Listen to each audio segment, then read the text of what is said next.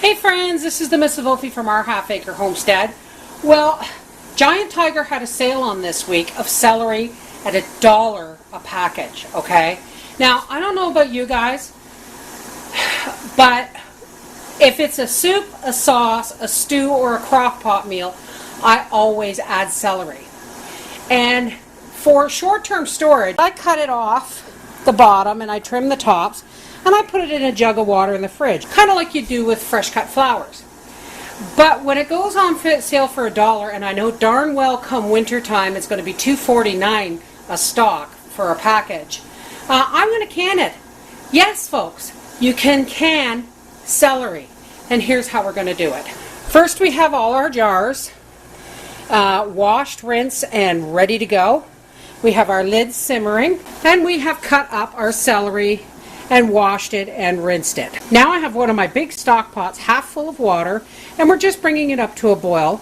We're going to put the celery in the stock pot of boiling water, and we're going to blanch it for 3 minutes. And we're going to take our strained celery, and we're going to very, very carefully drop it into the boiling water, trying ever so hard not to spill it all over the floor. We're going to put a lid on it, and we're going to bring it back up to a boil and let it cook for 3 minutes. Alrighty, here we go. We have our half-pint jars. Some of them are squat, some of them are tall, but it doesn't matter. We're going to fill these to 1 inch from the top. It works out to a cup of celery in a half-pint jar. We're going to do a 1/4 teaspoon of salt, and we're going to fill up the jars to 1 inch from the top. Always, always, always debubble. Wipe the rim of your jar, get yourself a hot lid and a clean ring, screw it down fingertip tight. And I always put a little bit of vinegar in my lid water and in my canner to keep the jars from clouding up. And into the pressure canner it goes. Alright, we'll be back when the canner is full. Now my second layer is full, and I have 3 squat jars left, and because my first layer was squat jars, I have room for a second tray for a 3rd layer, and we're just going to put these on there. We're going to put our lid on. There we go. And we're going to lock it into place, and we're going to allow it to vent a steady stream of steam for 10 minutes. This is crucial. This pushes the air out of the canner, creating the vacuum. Here's our timer. We have been venting a steady stream of steam for the last 10 minutes, and now we're going to put our 10-pound weight on it.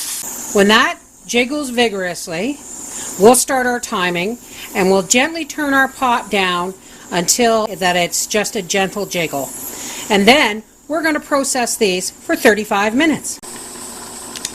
Alright, this is a new canner, and it doesn't actually give a gentle rocking motion like my old one did.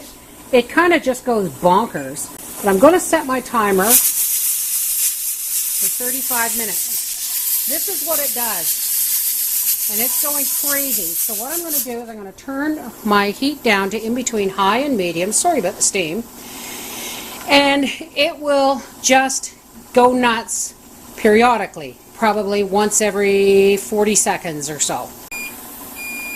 Alright, it's been 35 minutes. We'll turn off our timer. We'll turn off our burner.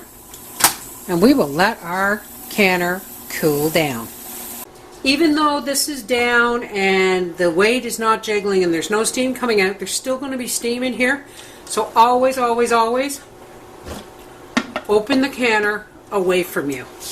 Using lifter tongs, remove them from the canner and put them on a towel or folded tablecloth. There you have it, folks. Canned celery for your soups, stews, sauces, and crock pot dinners all winter long. Now these should pop down, but if for any reason one of them doesn't ping down, put it in the fridge and use it first.